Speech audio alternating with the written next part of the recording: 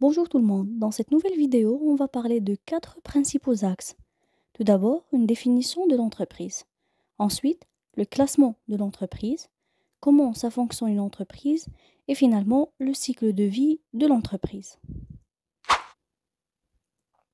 L'entreprise, c'est une unité économique formée d'une personne ou d'un groupe de personnes qui peut être physique ou morale et qui fournit des biens et des services pour les clients. L'entrepreneur est motivé pour créer une entreprise pour plusieurs raisons.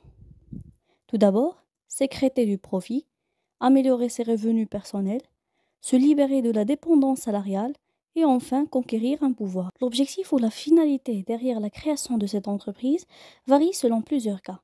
Tout d'abord, si l'entreprise veut fabriquer un produit, c'est-à-dire une entreprise industrielle, ou simplement le vendre sans le produire, dans ce cas, elle s'appelle une entreprise commerciale. Ou bien, elle peut tout simplement générer du profit. Donc, on dit que c'est une entreprise à but lucratif. Elle peut aussi payer des impôts et faire vivre la cité. Assurer l'indépendance ou la grandeur de la nation. Créer des emplois ou aussi épanouir l'homme par le travail. L'entreprise peut être classée selon plusieurs types. Tout d'abord, est-ce que l'entreprise appartient au secteur privé, comme Microsoft, Coca-Cola, Toyota, ou public, comme la Poste en France, la CNSS au Maroc, la NASA aux États-Unis. Elle peut être classée aussi selon la taille d'entreprise. Donc, comme vous pouvez voir, il y a les micro-entreprises ou bien les TPE, où le nombre de salariés est inférieur à 10, avec une réalisation de chiffre d'affaires qui est inférieure à 2 millions d'euros. Puis, il y a les petites et moyennes entreprises, les entreprises de taille intermédiaire et enfin les grandes entreprises où le nombre de salariés est supérieur ou égal à 5000 avec une réalisation de chiffre d'affaires qui est supérieure ou égale à 1,5 milliard d'euros. Le statut juridique peut entrer aussi dans le classement. Comme vous pouvez voir ici, il y a des entreprises qui ont un statut juridique d'auto-entrepreneur, les entreprises individuelles, les entreprises unipersonnelles à responsabilité limitée, les sociétés à responsabilité limitée, les SARL et aussi les sociétés anonymes.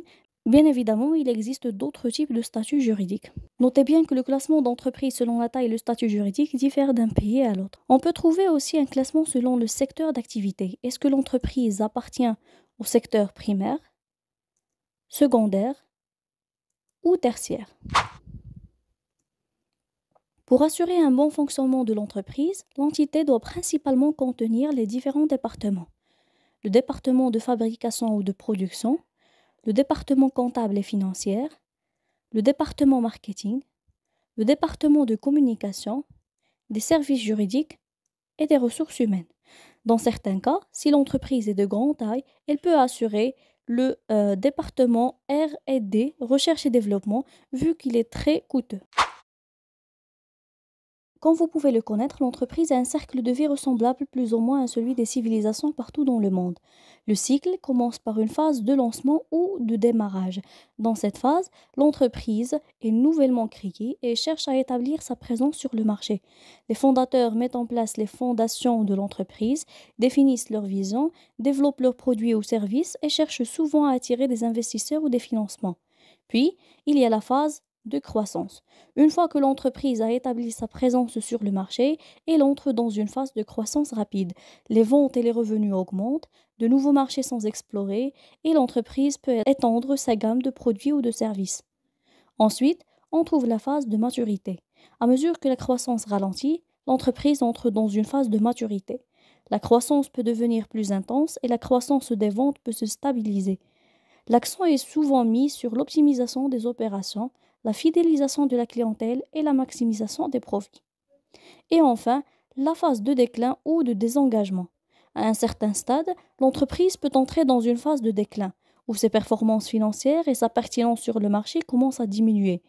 Cela peut être dû à des changements dans l'environnement concurrentiel, des échecs d'adaptation à l'évolution des besoins du marché ou d'autres facteurs. Dans cette phase, les entreprises peuvent choisir de se réorganiser, de se diversifier, de se fusionner avec d'autres entreprises ou dans certains cas, de fermer leurs portes totalement.